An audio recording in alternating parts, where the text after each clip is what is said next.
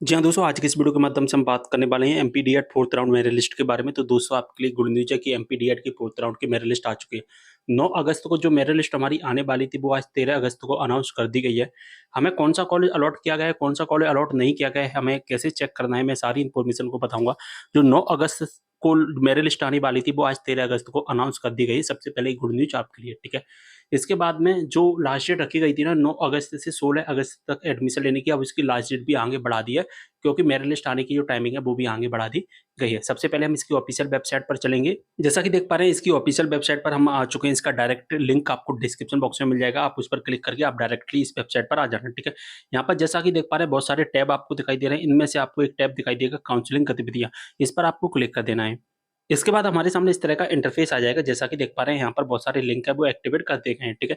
इनमें से जो हमारा 4th राउंड का मेरिट लिस्ट का अलॉटमेंट लेटर डाउनलोड करने का जो लिंक है ना वो यहाँ पर एक्टिवेट किया गया है। जैसा कि मैंने रेड कलर में हाईलाइट कर दिया है। यहाँ पर लिखा गया है print 4th round allotment letter 13 अगस्त को एक्टिवेट कर दिया गया है। 22 अगस्त तक आप देख पाओगे, ठीक है? अगर आपका नाम आ जाता है तो नाम आने के बाद में दोस्तों आपको अपनी फीस सबमिट करनी होती है, जो 13 अगस्त से 22 अगस्त तक फीस सबमिट कर सकती हैं, ठीक है? यहाँ पर जो फीस होती है 2 तरह से सबमिट होती है। अगर आपका नाम आया और आपको मनपसंद का कॉलेज मिल गया, उस कॉलेज में एडमिशन लेना है, तो जो फीस होगी वो 2 तरह से सबमिट होती है। एक तो गवर्नमेंट कॉलेज की फीस होती है, एक प्राइवेट कॉलेज की फीस होती है। अगर आपका गवर्नमेंट कॉलेज में नाम आता है और आपको गवर्नमेंट कॉलेज में एडमिशन लेना है, तो फिर आपको जो ऑनलाइन एडमिशन फीस सबमिट वाली लिंक से अपनी ₹9000 फीस सबमिट कर देना है। अगर आपको कोई प्राइवेट कॉलेज अलॉट किया जाता है और इस प्राइवेट कॉलेज में आपको एडमिशन लेना है, तो आपकी जो फीस सबमिट होगी, उसी कॉलेज में जाकर के सबमिट होगी, जिस कॉलेज को आपको अलॉट किया गया है, उसी कॉलेज में जाकर सबमिट होगी। यानी कि ऑनलाइन आपको फीस सबमिट नहीं करनी है। डायरेक्टली आपकी जो फीस सबमिट होगी वो ऑफलाइन मोड में होगी, यानी कि कॉलेज में सबमिट होगी। अब दोस्तों फीस सबमिट करने से पहले कुछ रूल्स हैं उनको समझ लेना। फीस सबमिट करने से पहले होता क्या है कि चाहे आपकी गवर्नमेंट कॉलेज की फीस हो, चाहे आपकी प्राइवेट कॉलेज की फीस हो, गवर्नमेंट की भी फीस तभी सबमिट होगी और प्राइवेट की फीस सबमिट तभी होगी जब आप अपनी डॉक्यूमेंट वेरीफाई करवा लोगे। यानी कि जिस कॉलेज में आपको एडमिशन लेना है, उस कॉलेज में जाकर के डॉक्यूमेंट वेरिफिकेशन करवा लेना। उसके बाद ही आपकी गवर्नमेंट कॉलेज की फीस सबमिट होगी और उसके बाद ही आपकी प्राइवेट कॉलेज की भी फीस सबमिट होगी, ठीक है? इतना सब चीज़ें समझ में आ गई होंगी। चलिए आगे बढ़ते हैं, यहाँ पर क्लिक करना है, ठीक है? यहाँ से अपना अलॉटमेंट लेटर डाउनलोड हो जाएगा। इसके बाद हमारे सामने इस तरह का इंटरफेस आ जाता है। एप्लीकेशन नंबर फिल कर देना, डेट ऑफ बर्थ डाल देना, पासवर्ड क्रिएट किया था आपने रजिस्ट्रेशन चॉइस फिलिंग है, वो पासवर्ड डाल देना। इसके बाद कैप्चा कोड का आंसर डाल देना, login to view allotment letter पर क्लिक कर देना।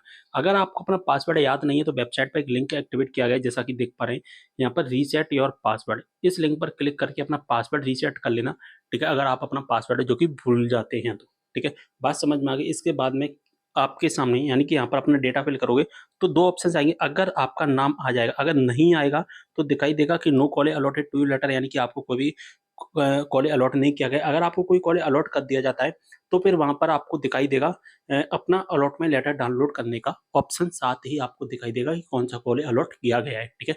बात समझ में आ गई? चलिए आगे बढ़ते हैं। अगर आपका नाम आ जाएगा तो आपके सामने इस तरह का इंटरफेस दिखाई देगा, ठीक है? इस तरह का आपको दिखाई देता है और आपको जो कॉलेज अलॉट किया जाएगा उस कॉलेज का नाम दिखाई देगा, ठीक है? और इसके बाद में आपको दिखाई देगा अलॉटमेंट लेटर को डाउनलोड करने का ऑप्शन। तो इस लिंक पर क्लिक करके व्यू अलॉटमेंट लेटर वाली लिंक पर क्लिक करके अपना अलॉटमेंट लेटर डाउनलोड कर लेना आप। और जैसे ही आप डाउनलोड कर लोगे तो आपके सामने इस तरह का इंटरफेस आ जाएगा, ठीक है? यानी कि आपका जो अलॉटमेंट लेटर है वो डाउनलोड हो जाएगा, ठीक है? तो यहाँ पर हमने अलॉटमेंट लेटर डाउनलोड कर लिया। यहाँ पर कुछ चीज़ें दिखाई देंगी। सबसे पहले आपकी अपनी डिटेल दिखाई देगी, कैंडिडेट डिटेल। इसके बाद आपने जो भी डॉक्यूमेंट अपलोड किए थे वो डॉक्यूमेंट अपलोड किए हुए दिखाई देंगे, ठीक है? आपका स्टेटस दिखाई देगा, ठीक है? इन सभी चीज़ों से हमें मतलब नहीं है और हमें जो मतलब है वो है केवल और केवल अलॉटमेंट स्टेटस से, ठीक है? कि हमारा जो अलॉटमेंट स्टेटस है वो क्या है? हमें कौन-सा कॉलेज अलॉट किया गया है वो हमें दिखाई दे जाएगा, साथ ही किस कैटेगरी से किया है, ये सारी चीज़ें दिखाई दे जाएँगी। अब आपको क्या करना है कि अगर आपको इस कॉलेज में एडमिशन लेना है, अगर आपकी मनपसंद का कॉलेज है, ठीक है? अगर ये गवर्नमेंट कॉलेज है तो आपको क्या करना है, सॉरी सबसे पहले एक बात समझिए, चाहे आपका गवर्नमेंट कॉलेज हो जो और प्राइवेट कॉलेज हो, सबसे पहले अगर आपको एडमिशन लेना है तो इन कॉलेज में जाकर के अपनी डॉक्यूमेंट वेरीफाई करवाने होंगे। जैसे ही डॉक्यूमेंट वेरीफाई हो जाएँगे उसके बाद में फीस सबमिट करनी। गवर्नमेंट कॉलेज की ऑनलाइन फीस सबमिट होगी, प्राइवेट कॉलेज की ऑफलाइन, यानी कि कॉलेज में जाकर के अपनी फीस सबमिट करनी पड़ेगी। ठीक है? बात समझ में आ गई, सारी चीज़ें समझ में आ गई होगी। अगर आपको कॉलेज अलॉट नहीं होगा तो नो कॉलेज अलॉटेड दिखाई दे जाएगा, यानी कि हमें कोई भी कॉलेज अलॉट नहीं किया गया है। सारी चीज़ें मैंने समझा दी है। कोई भी डाउट हो कमेंट करना। मिलते हैं अगली वीडियो में एक और जानकारी के साथ, तब तक के लिए बाय।